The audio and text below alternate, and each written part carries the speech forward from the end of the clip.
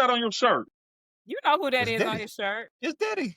The freak, Oh, the freak man creative. himself. Yeah. That looked like Big L. Like I'm It about could to have I say, been. what mean, you got It against should it have Big do. been. L? It should have The been Harlem Diddy Goat. in the shiny suit, like Pete Diddy. Yeah, Well, I'm glad everybody got the vibes up, and that's it's typical when the Bears win. We all happy. We got good vibes here. Tiffany got a smile on her face. is that a Bears And onesie you got on? It is. It is a Bears onesie. It is a Bears onesie. I We like we that. And we pulled out. embrace the Bears. We pulled out some You miraculous bearing shit. down and you got your bear claws up. No bear causes up. But we pulled out a miraculous dub in a game that we was up by like 1,000 points. But we still came out with the dub. So I had to pull just the two onesie scores. out. Just two scores. I think based on how our previous couple of episodes, review episodes have gone, we got to start this episode talking about this right here, right now. I need a grade from yesterday's game from Caleb Williams. Q, you kick it off. A grade from A through you got to come back next year. My grade from yesterday, I got to go A minus, B plus in that range. Depends on how we grade it. He got an 89%, but if he was a good student in my classroom, I'm gonna give him the A minus. If he was disruptive, I'm gonna give him a B plus on the report card. What about you, He got Tiff? extra credit for that throw at the end on the rope to Colson Loveland. Definitely got extra credit for that throw and that third down scramble to get the first down. Tiff I is like that. I Yeah, like she that is no. anxious. grade. She ready to. No, We got a tattletale in the classroom. We got a tattletale. She no, gonna tell on no, Caleb. She gonna get his no. hall pass restricted. We got the hall pass monitor here. No, I'm going to give Caleb an A. And here's why I'm going to give Caleb an A. You know, we've all taken high school courses or college courses, and sometimes you fumble or you kind of just making it through for half of the semester. But guess what? If you knock that finals out the park, you come out with an A. And Caleb walked on the field in dire situations, dire circumstances, when it looked improbable that we were going to pull that out. It looked like we were about to have another devastating loss, and he looked unshakable. He looked unflappable. He told the team they left us too much time. He already knew what it was, and he had everybody calm, cool, and collected. He came out there, and the first 2 downs didn't go how we would want them to go, and he could have got flustered then, but he kept it together. And you know what? It's weird because situations like that is when I have the most confidence in Caleb, which I guess is a good thing. But I was Yeah, confident that, you know what, he's at least going to get us in field goal range. Is Cairo going to make it?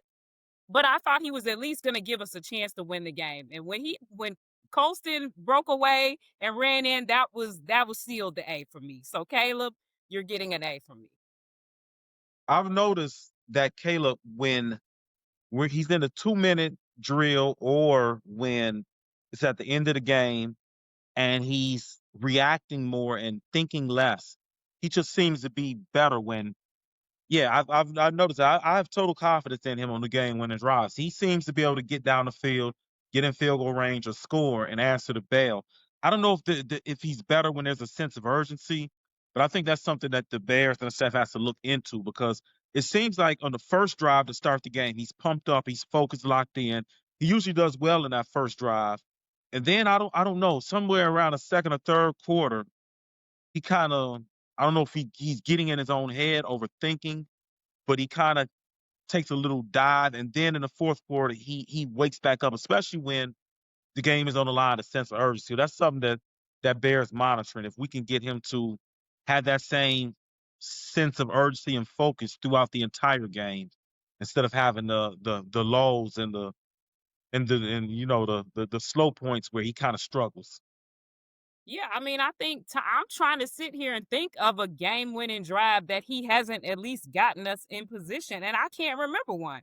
Even last year with the Commanders game, he got us a score for He us got to it win the there. game. So every time, Packers, definitely this Lions, season, every Vikings, time, Vegas, the Raiders, like a game or Commanders two ago. again. Yeah, so Yeah, it's like Commanders. Yeah. I have full confidence if we have enough time and we just need to get in scoring range. I have a lot of confidence in Caleb, which is a good thing, and we can build on that And like you said, kind of, he's pretty good at the bookends. Like, now let's get the middle of the game with that same level of accuracy, and we'll be good to go. I love that you said he's good at the bookends, because that first 15, we got that in spade. It was always after the first 15 where the offense started to fall off, especially coming out of the halftime tunnel where the offense just looked confused. You didn't see that this past weekend. So to my grade, Caleb, as the leader of the offense, I banged on him in the preview episode about make sure your teammates are on the same page as you, because you are the captain, you're the quarterback of this offense. Everybody got to follow you. One band, one sound. Caleb, you got an A+ out of me, dog. A historic game for a Bears quarterback. I can't even begin to tell you how impressed I was from that game. Don't tell me anything about the Bengals defense is historically bad. Yeah. And you know what? Good quarterbacks, scratch that. Great quarterbacks beat up on historically bad defenses. And what did Caleb do? Beat the shit out of it. So with that being said, let's transition to the news of the day. The defense lost another body. We're going to talk more about that defense and its performances and lack thereof a little bit later, but they did lose another body today. Dio Adengbo is now out for the remainder of the season with a foot injury. I don't know if anybody paid attention to him leaving the game yesterday and been on the sideline in a boot. I noticed. I said good riddance. I mean, I didn't want to be hurt that bad, but I said good riddance. It's Austin Booker time. And he came in and made his presence felt. So with trade deadlines tomorrow, I originally said I don't want this team to do any trades. We spent so much money on Dio Adengbo. We spent so much money on Martez Sweat.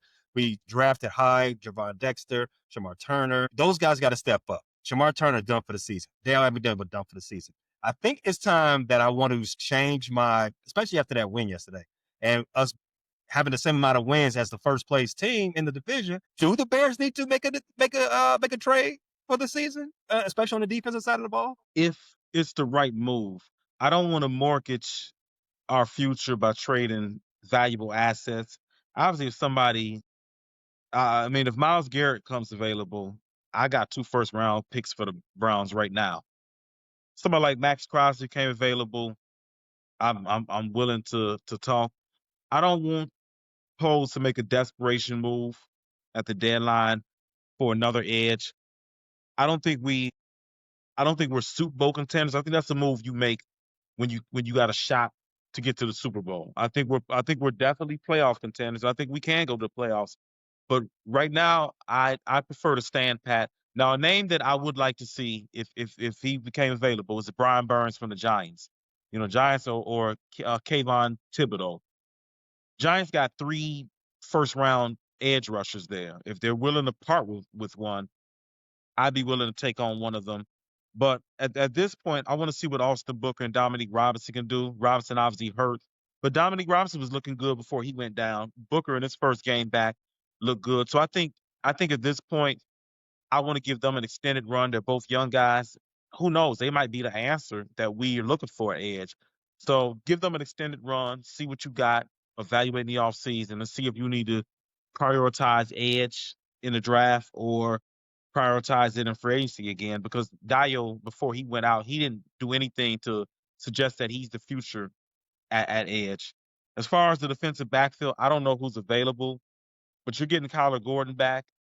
And if you play into January, if you have something to play for in December, Jalen might come back. So you're going to have reinforcements coming back. And I think Chauncey Gardner-Johnson will do better. He had a sack in his first game, but I think he'll do better as he gets acclimated to the team around him too. So I'm kind of at the stand pat. I don't want to see Poles do a desperation thing like he did a couple years ago and give a second round pickup for Chase Claypool. So right now I'm at stand pat. yeah, What about you, Tiff? I can't think of any mid-season move that Poles has made that I feel like has been super dynamic for the team. So, not saying we're 8-0, but if it ain't broke, don't fix it, right? We have a pretty good team chemistry. Yes, the defense definitely needs some help, like as we see yesterday. But unless it's the just right move, what are we giving up for it? Are we mortgaging our future for us, maybe to have a nice little run in the playoffs or something like that? I don't know if it's worth it. I was actually pleasantly surprised. I was not excited when we picked up CJ Gardner-Johnson. I know, he's a decent player, but he can be a locker room cancer. So I'm like, ooh, I don't know about that. But, for him just to have joined the team like 2 minutes ago, he made an impact on the game yesterday when we desperately needed somebody to do anything. So as long as he continues to stay, in line with the team and get better and help the team, I'm all for it. So right now I'm like, nah, unless it's the right move. But I can't think of a midseason right move that Poles has made. So I'm just gonna stay as we are. Speaking of Chauncey, did you see on one of the kickoff returns, he was barking at one of the Bengals players, and it looked like he almost said something to get that guy to hit him. Like, he has a way of getting under people's skin. Like, he wasn't even on the Are field. you talking about their He was on the returner? bench. When their returner was on our sidelines, like literally looking like he wanted to hit him? Yeah. What does Chauncey say He to did. Who people? was our I, who was our player? Who was our receiver who fought him in that game and got kicked out a couple years ago? You remember, remember we that? had two. Javon Williams. Yeah, Javon Williams punched him in the regular season and got kicked out, and Anthony Miller did it in the playoffs and got kicked out. Remember, he got two of our receivers to punch him and get kicked out. I just remember when, yeah. Then that's what I'm saying. And that's okay. You got, the opposing team fight you, but he'd had plenty of his own teammates fight him too. So he obviously Michael got Thomas a wasn't a piece of real, him. real, real slick. What is somebody has to mic him up. Please mic him up. Put it on. It might not be. You gotta be the best shit talker on the face of this earth. Cause I don't know how you got everybody wanting to two-piece you. I don't know. That's a special kind of skill, bro. For real. That is a special talent to not put your It hands is. on people and get them. We've seen And dirty to get under players. people's skin in like 10 seconds. You know what I'm saying? Like, it's got to be quick quips because he's not sitting there having conversations with these people. No, and he doesn't even start it physically. Like, he's not putting his hands on people, making them retaliate. No, He's just using his words. He's just using his and they're words. hitting him. And they've heard shit talk their whole life. That's what I'm saying. This is normal on the football field. Him and Tyreek Stevenson might be the heroes we need in Chicago. If we can't stop people, we can make them want to punch us and get them kicked out the game. So the Bears won this game 47-42. Come from behind that we should not have had to have come from behind, but it is what it is. I'll take a dub however we get it. We've seen this a lot this season. Ugly games, winning games that we are used to losing. I know as we talked about beating a terrible defense, there's another question that the haters are going to have.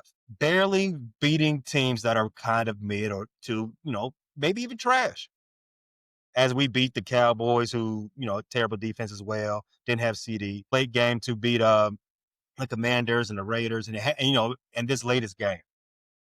How important is it to have the ability to win ugly, Tiff? I mean, it's paramount. Look, any given Sunday is a real thing. It's plenty of games that we've written this team off against that team and it's their day and they come out and win. So no game is guaranteed, even if your opponent is trash. Like, things happen. So, yeah, and guess what? They all go in the same win column. Like, ain't no note that says, oh, well, they barely beat this terrible team. And like, it all counts the same. So at the end of the day, are there things that we need to look at and fix? Most definitely. But the wind broke our way. And again, I mean, like, it was that pit of the stomach feeling, like, you have that trauma coming back, like, oh, is our time of like being on the winning side of these close games, is this finally going to be over? And no, these are the games that build and reinforce our character, because we had every opportunity at the end of that game to cave and give in. Like, especially after giving up 15 points in 49 seconds. If that's not deflating, I don't know what is. To go from 2 picks where it looks like we have absolutely ended the game, and to have both of those called back, and then to let them score 15 points, there's nothing that's more demoralizing than that. Like Cincinnati, they were smiling like they hadn't smiled in their life. They were feeling like this game is in the pocket for us. So for us to come back from that to almost let go of the rope and almost lose an improbable game that we shouldn't have lost, but for us to say, hell no, we're still winning this game, that's that's even better than going out there and absolutely running down their throats. You know what I'm saying? Because we learned something about ourselves as a team. We learned that never count us out. No matter what it looks like, never count us out. Until the game is over, do not count the Bears out. And we have not been able to say that in forever. So I'm gonna say they all count the same, and I'm happy that we came out on the winning side. Because I was gonna be the sickest of sick if we lost that game. Oh, my heart and nuts was already in a knot before that last drive, because I was like, God, I cannot believe we finna drop this game. Let's go, Caleb. Let's go. Oh, we got it. Q. Is it important to have this type of ability to win? I don't even want to call it ability. Is it important to win ugly games? I feel like in the playoffs, games are ugly. And you gotta have that. You gotta have that experience. You gotta be able to draw on some type of something you learn to be able to pull out of difficult situations. I know you feel the same. Yeah, I think the mark of a good team is being able to come adversity in a game. It's just unrealistic to expect blowouts every week in the NFL. There should not enough talent disparity from the best team to the last team. Every game is a dogfight, and I keep saying, winning on the road, you're going to have to win ugly on the road. Teams, it's hard to win on the road in the NFL. I think one of the things we can see in this coaching staff and this tenure is better preparation, the ability to coach through adversity.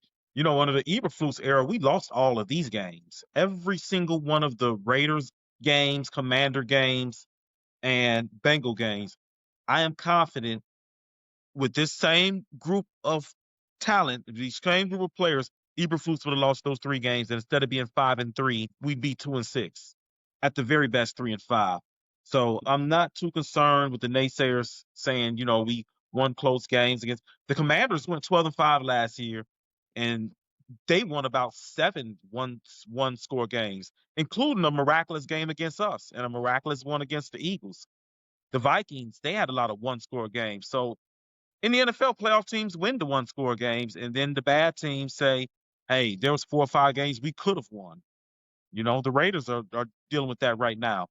They're 2-6, and there's 3 games they could have won, but that's the margin of error in the NFL is tiny. So I'm not apologizing for any win that the Bears got, especially over the last 3 years when we've been at the wrong end of all of these close games and the ball bouncing the wrong way. So I'm not apologizing for any wins. I'm unapologetic. What's you all's good from this game? This win, right, brother? So this is another week where it was a lot of good, which is an amazing thing. But I'm going to go with somebody who had an amazing game, but I think it's kind of gotten lost in the excitement of the end of the game. Caleb's getting his love, you know, Colson is getting his love, and both of them deserve it. But I think that boy Kyle Monangai, in his very first start in the NFL, went out there and ran it down their throats. Now, we can say this is the Bengals and all that, but at the end of the day, he still had to do what he had to do. And there were so many times where we might have, you know, these passes weren't working in this, but we could always rely on him. And, you know, when I saw Swift was out, I was like, shit, like, our run game has been going so well. You know, this is a prime opportunity for us to run the ball. Like, what's going to happen with him out? And he left, no doubt. Like, he had pretty much 200 yards from scrimmage, including 176 yards rushing, which is amazing. And then we had Brown, who also, I believe, got his first touchdown, but he had a touchdown as well. So I've got to say the running game in general, the O-line, you know, blocked really well for the running game. So Kyle Monangai, you're not getting the flowers that you would get if the game didn't end that way, but I got to give him his flowers. Yeah, Kyle Monangai had a great game. He had almost 200 total yards from scrimmage, with the receptions, and of course 176 yards on the ground. Yes, Bengals, they ain't stopped nobody before. The week before, everybody that touched the ball for the Jets was doing dirty work doing the Bengals defense dirty. But this is a rookie. This is a guy from Rutgers, a nerd school, in his first NFL start. Kill me with the nerd school stuff. Stop calling those men nerds. Using it in a negative connotation. You're making this a I'm derogatory not using term. it. I feel like this is a He's doing slur. better than the Nerd. he's doing better than the other nerd on our team. So we'll take that every time. This is a Whoa, slur. we got a lot of nerds on this team, so you gotta be clear. Take off your red hat. Take off your red hat. I'm talking about our Yale brethren who Q loves on the O line. Who I don't even know if he's still Q does not love Amagati. Kyron Amagati. I don't have any love for Kyron Amagati until he gets his ass on the field and puts somebody on their ass, on their back. Just Where saying. is he? Is he still on IR? What is he doing? I think he's still on IR, maybe. I don't know. He probably somewhere reading some books, preparing for his next career. Well, left tackle is wide open. He needs to insert himself in there. Pause. No diddy. I guess I can go with my good. I hope Vince gives our boy Caleb some love because having No 3 worry. passing touchdowns and a receiving touchdown and having more catches, receiving yards, and touchdowns than your number one receiver is definitely worthy of getting praise on this show. But I feel I've given Caleb a couple praises this season in my good. I have to go with Darnell Wright because, like you said, Calvin Nungai ran well, but man, Darnell Wright was putting people on their ass. There's one on the 4th down. If you see the non-TV angles of some of the all 22, he took Shamar Stewart, the Bengals' first round pick, and moved him from the strong side to the weak side of the formation and finished it with a pancake. He moved that man about 7 yards down the field. And he didn't just stop when he completed the assignment. The nasty part was continuing to the whistle blows. Like he was on him. He was on his ass like he stole something from him. So it's got to be Darnell Wright. He's put together a good, since he came back from injury, he's been real different. He's been real aggressive. He's been really good in pass blocking. He's been the guy that Poles envisioned when he drafted him. A lot of us have been mad, including me, that Poles took him over Jalen Carter. The Darnell Wright I've seen in the past 3 games, I am okay with taking that guy over Jalen Carter. If he plays like this the rest of the season, I think he'll be getting to the Pro Bowl. I mean, he's been Pro Bowl level. The only guy I've seen in the NFC better than him, and because I think Tristan Wirfs has been injured thus far. Right tackle has been Penei Sewell. That's how good Darnell Wright has played the right tackle position the last month. There's a lot of good from this game, like Tiff said. Blame me, the producer, the time to try to keep things on schedule, but it's hard to do that when you have so many good things you want to talk about. You want to give everybody their roses. We didn't have time to talk about Colson Loveland. We didn't even talk about Caleb. We didn't even give him the amount of floor that we should give him, or the offense in general. Well, Dahlman, the Jonah Jackson. offensive line and a run blocking aspect, the offensive line did their thing. Caleb Steele's got to do better though. We'll get to that. But Caleb the passer was unbelievable. Caleb the runner and wide receiver was unbelievable. But for my good, I'm going to say Bears versus history is my good. Winning tough games, as we already said. This team is doing something that you would have never expected them to do a year, 2 years. All that time in the past, we expected to lose games when things got a little bit too difficult. 140 in the Chicago Bears history when allowing 42 points snapped on Sunday. The Bears since 2013, Mark Trestman era, the Bears have lost their last 50 games in which they gave up 30 points snapped yesterday. That's the type of new era of football that we are in right now. And I just want to shout that out. Yep, Caleb, offensive line, Coastal Loveland, everybody, awesome job. But I think the ultimate game ball for me, I'm going to have to give it to this whole unit kicking the ass of a trash history from this franchise. All right, so let's do a palate cleanser. We did the goods now, but we did give up 42 points, so it can't be all good. Q, kick us off. What was the bad from this game? Rome was doubly bad because Rome probably cost me a win in fantasy this week. it wasn't the best of passes Caleb gave to him. He kind of would have had to make a difficult adjustment on what should have been an easy pass. But man, you got to catch those, Rome. You got to catch those. You're in the end zone alone. You got both hands on it. Pull it in. And then another early in the game on a 14-yard pass that he didn't really. Rome had, I think, 3 drops. Rome, you are a top 10. You were declared the number 1 receiver coming into this year. You started off nice. You got to make those catches, Rome. And this has been an ongoing theme, but not just dropping passes, but not making the difficult catches. We see T. Higgins. That's what a number 1 receiver does. And he's really their number 2.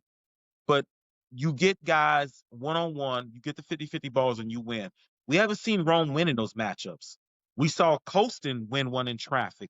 I need to see Rome step up and start making these difficult catches in traffic and being the force that he's supposed to be. You're a top 10, which means out of 200 guys, 300 guys in a given class, you're one of the 10 best. I need you on Sundays to be one of those difference makers, one of those guys that's just better than the guy lining up across from him. So Rome is my bad because, man, he cost me a fantasy win, and he's got to bring those catches in. You got to be the number 1 receiver, the top 10 player that you were picked to be. I need Rome. I might have lost a fantasy matchup this week too because of Rome. I put him in my single game parlay 3 out of the last 4 weeks. The 1 week I didn't put him in the parlay last week when he actually did ball. So I am really upset with Rome right now. Tiff, what's your bad? Our bads, it kind of sound like we put up 47 points because I'm about to go on the offense as well. But, we got plenty to talk about in the ugly, so I'm sure we'll highlight the defense. But you all are going to be upset. But we got to throw my boy Caleb out there. Now, I gave him an A, okay? So this is bad with respect. The start of the game, not the first 50. The first few plays of the game, we already know the offense got it scripted out. They look pretty good.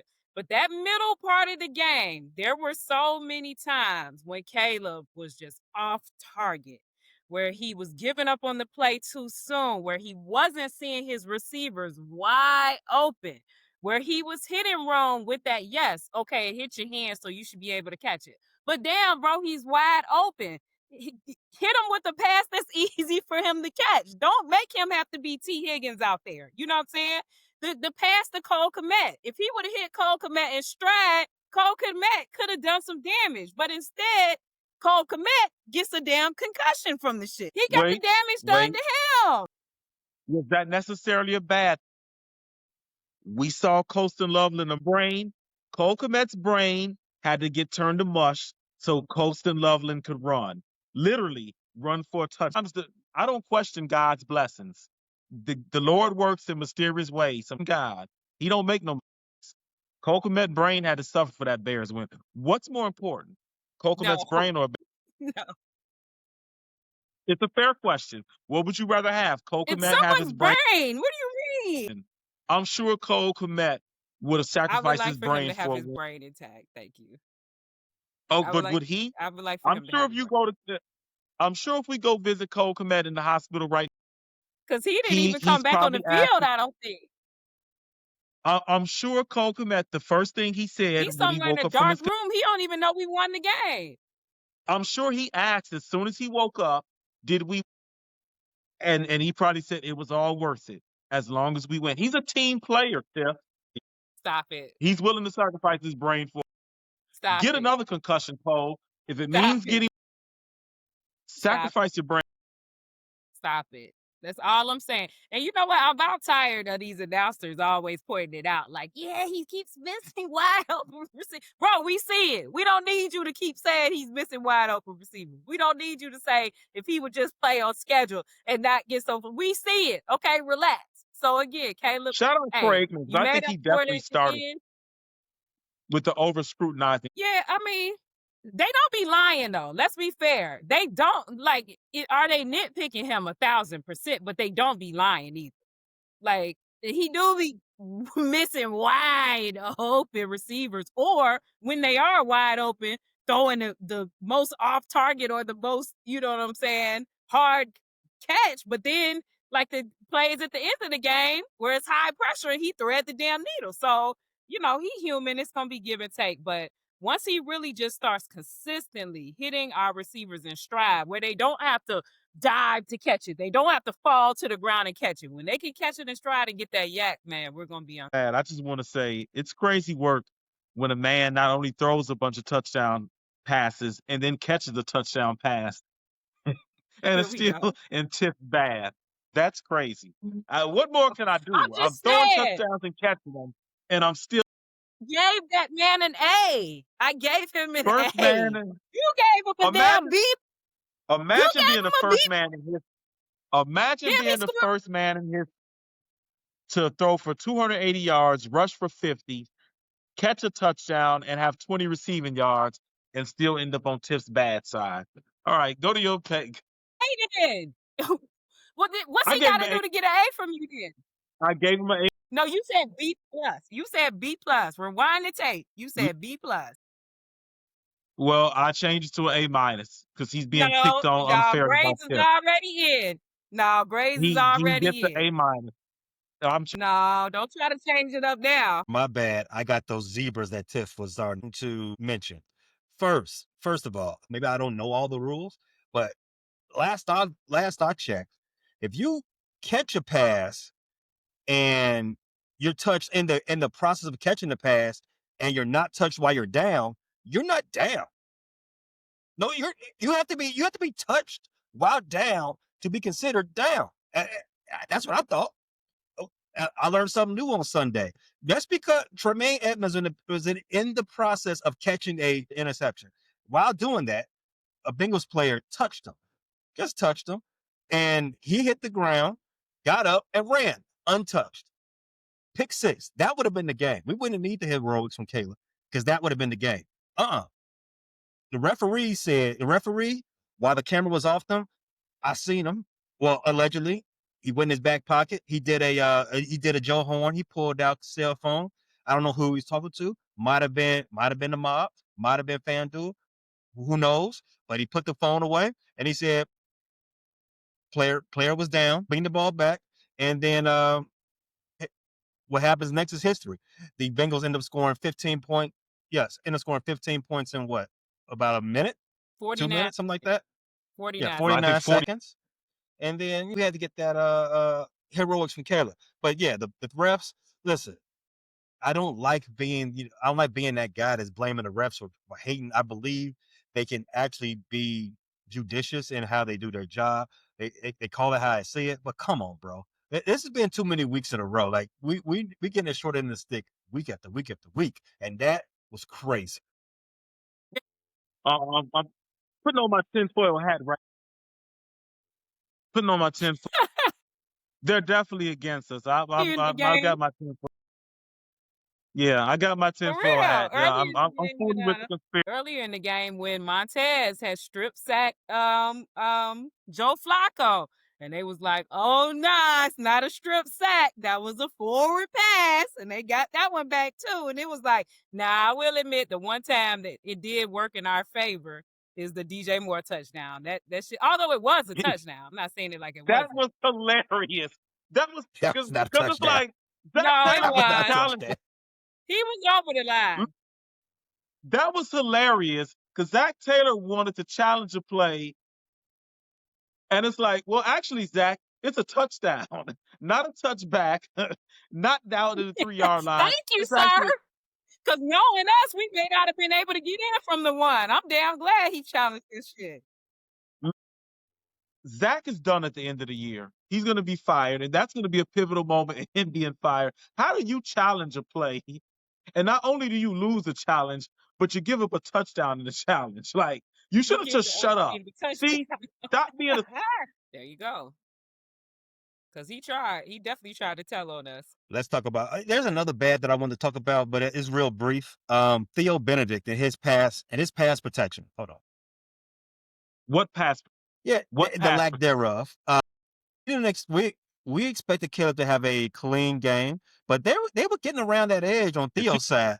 He got sacked twice, but we expect him to not have to be under duress at any point. He was definitely under duress a few times, but shout out to Ben and the rest of them But understanding that and giving Theo all the help he needed on that last play, because if you go back and watch that, there was 3 guys over there helping Theo block that end, giving Caleb the amount of space to be able to dart it in coast and Loveland for the game with his score. But let's go to our ugly. Q, you start that one off. What's our ugly from this game? I'm sure we all got the same uglies. And the special teams was ugly enough that we can share in the ugliness. I'm going to go with one special teamer, Kairos. Thank God Jake Moody is still on the practice squad, because you know what? I am sure a difficult conversation is going to be had Tuesday morning when Kairos goes to check into work, and either his ID doesn't work or he comes in and everybody looks at him and says, Ben wants to talk to you in his office. The I want to talk to you in the office talk is got to be coming for Kairos. You don't have a strong enough leg on kickoffs to put it out the back of the end. And in this day and age, kickers are making 50-yard field goals like they're chip. We can't have any margin of error in these competitive games of you missing 47-yard field goals. I watched a guy kick the 68-yarder straight down the middle yesterday. Every year, the record is being broken. Every year, kickers are more and more accurate from 50. And every year, there's good kickers who don't have roster spots because there's so many good kickers in the league. Kairos has been a good kicker for us for a few, but Jake Moody has a stronger leg and is hungry. And that guy was the third that played really well for the 49ers until my ugliest the first game of the season, you couldn't kick the ball out the end zone when we needed that. You've missed a couple field goals. I'm sorry, it's Jake Moody time. And I salute you, Kairos. You served us well, but your time is up. We're here to win games. We're not in the business of good feelings and making people happy, except for and the fans want Jake Moody. It's Jake Moody. Yeah, obviously I'm gonna stay on the special teams way, but I gotta, just agree with that. I like Cairo too, but it's like, bro, man, your leg is not strong, so you should be the most accurate. And he really missed 2 47-yarders or 48, whatever it was, because if you remember earlier in the Oh game, yeah, he that's missed the right. kick, but then because of the penalty, we went for it on 4th down and ended up getting a touchdown. So it did work out in our favor, but that was still a kick that you missed, bro. You still missed that one. Then you got your kick blocked, which takes us back to trauma from last year of you getting a little bit longer of a kick blocked. So it's like, that's why at the end of the game, I was confident that Caleb was going to be able to get us in range, but I was nervous about Cairo having to kick that field goal. But thankfully, we didn't have to go that route. So it's like, bro, thanks for your service. We appreciate you. But like Q said, it's too many kickers that's kicking that shit 50-something with ease every single week. And Cairo, if it's anything over 45, you got to get nervous. So, thanks for your service, bro. We appreciate you. Yeah, it's time to move on. But I know we all gonna do special teams, so I'm just gonna pick our hands team. Okay, these are supposed to be the team if another team is going for an onside kick. This is where we put all our guys who have really great hands. Okay, our receivers, all them type dudes. Why Daniel Hardy was out there and just happened to be in the way? It's like, does the special teams coach explain to them the rules? Like, do you know what's supposed to happen? Do you know if it doesn't go 10 yards, we're cool as long as it doesn't touch a Bears player? Now, I'm not saying he wanted the ball to touch him. Yeah, Richard Hightower actually did speak. He seemed very irritated. He said, we go over it with our guys all the time, and they should know what to. So, and to answer your question about Hardy, so they do have the best people on the team with the best hands, which is funny because Roma Dunze was out there. I don't know if you noticed he was out there. Hey, but relax. You have not too much on Roma, okay? Not too much. You have a couple guys on the hands team on that special team onside kick team that are big guys there to block. They're not even there to recover. They're there to knock out the first wave.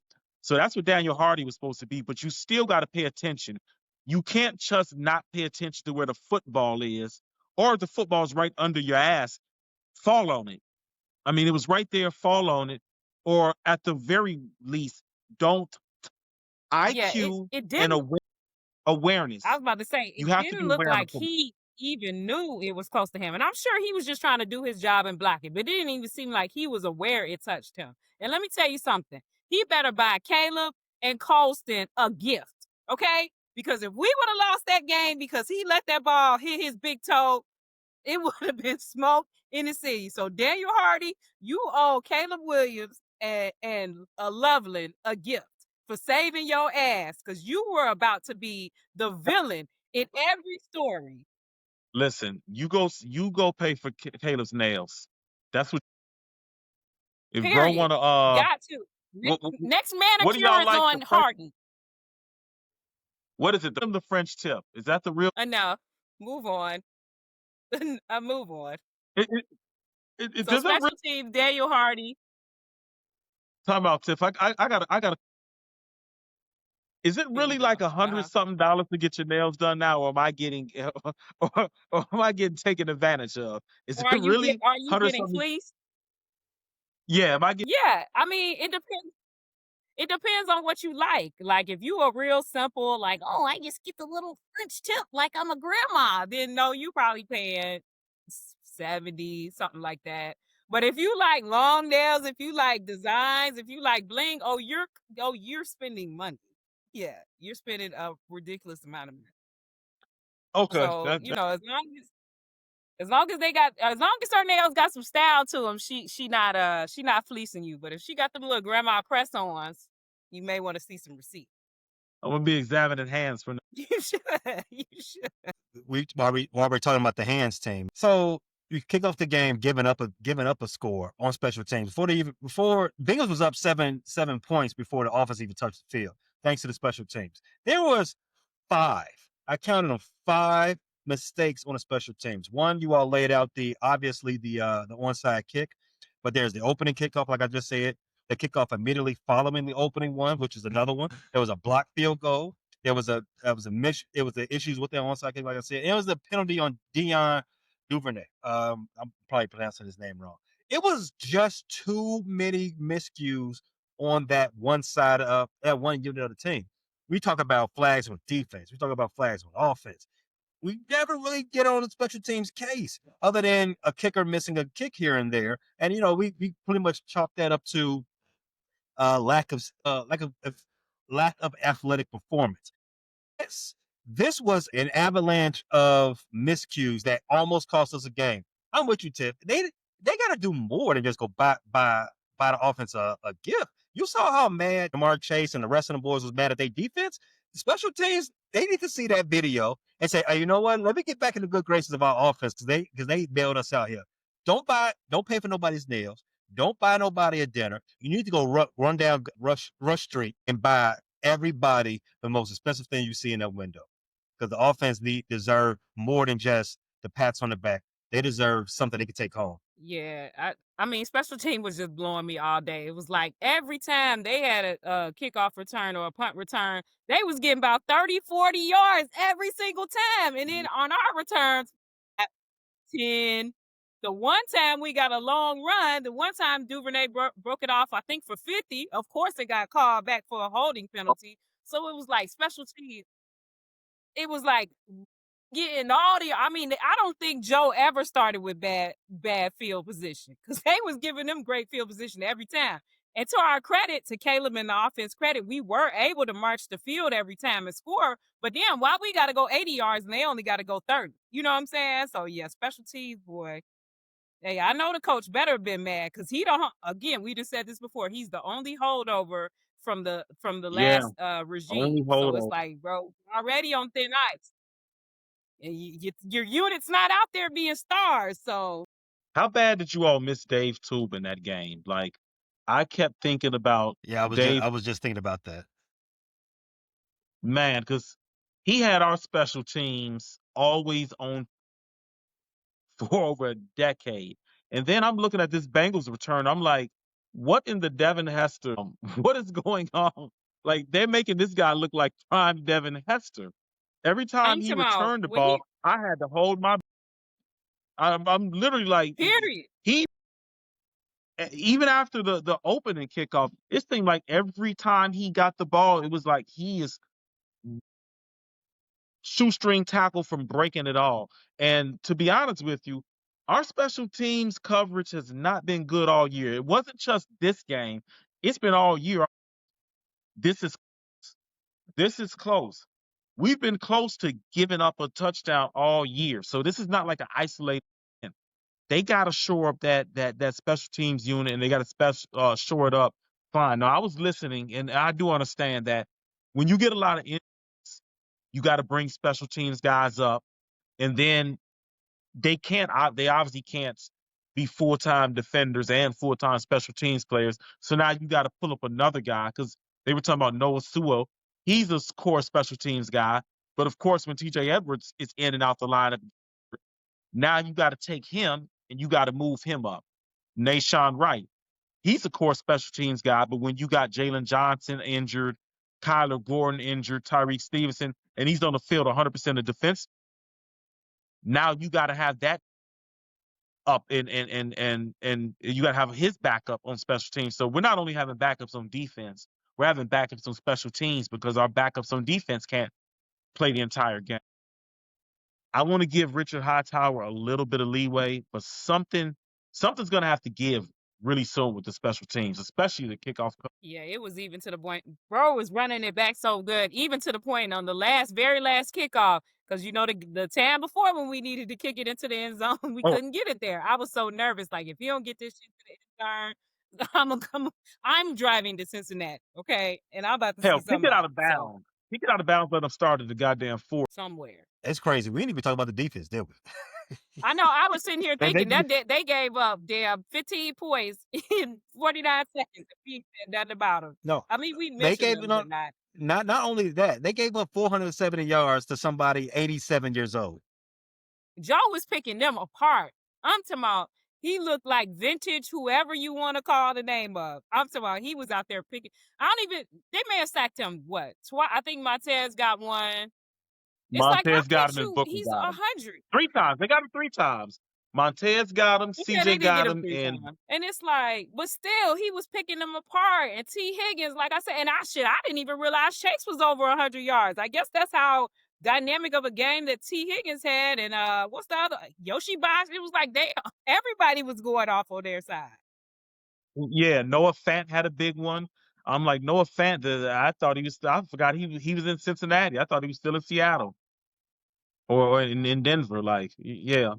Everybody was eating under Joe. He had almost 500 yards. I mean, what would Joe Burrow have? I mean, I don't know if Joe Burrow could have did any more than what Flacco did, but hell, Joe Burrow might have thrown for 700 yards. I'm telling you, they were getting down the field. So not only did they start in great field position, like 2 throws, and they were in the red zone. And we were, you know what I'm saying, our drives, not that we don't want to, own the time of possession, but our drives was like 10 minutes long, 2 seconds, they down the field. Like, and they needed to be. And in the preview, pay, I told you, we needed Kyle Monunga to have a lot of carries. I told you, we needed every bit of time of possession that Kyle was. And we definitely did, because if they would have had a few more seconds at the end of that game, the way that game went, ain't no telling. And the way we couldn't cover a fly, ain't no telling. It's good right now because, as I said, we all the top of the division all got 5 wins, and now we're going back home to play New York Giants. While those Vikings got to play those same Baltimore Ravens with Lamar Jackson. And the Packers the defending champion Philadelphia Eagles. The Lions got to see those Washington Commandos. There's an opportunity. There's an opportunity for us to be right there at 6 wins. It's in the real night. Going to dog. I was just thinking, everybody else got a chance. Washington, unless they just play the most inspired, our QB is hurt, we finna, whatever game. Ugh. Especially after the Lions losing. They weren't looking especially good after the Lions losing. I wouldn't count them losing twice in a row. And they're going to. But you never know. Later for the negative. And you know the Lions want that get back on the. I mean, after what they did to them in the playoff, the Lions will definitely be ready for the. I'm telling you like this. Later for the next thing, we going into a rematch with the Vikings, up 2 games on them, and we putting BTA to them. Bear down. Bear down. Bear down. We own one. We own 2 for last year. Also, they escaped Soldier Period. Field with a win last. Yeah, we do. That's I'll take that cue. We gonna catch a 3 hat then. Thanks for listening to this latest episode from the Frustrated Chicago Sports Fan Channel. Don't matter if you listen to this on Apple Podcasts or Spotify or watch it on Twitch or YouTube. Make sure you like, subscribe, share with a friend, hit the notification bell so you never miss a drop. And to all the guys from Chicago, we say 3 things. Bear down, go Cubs go, and sell the team, Jerry.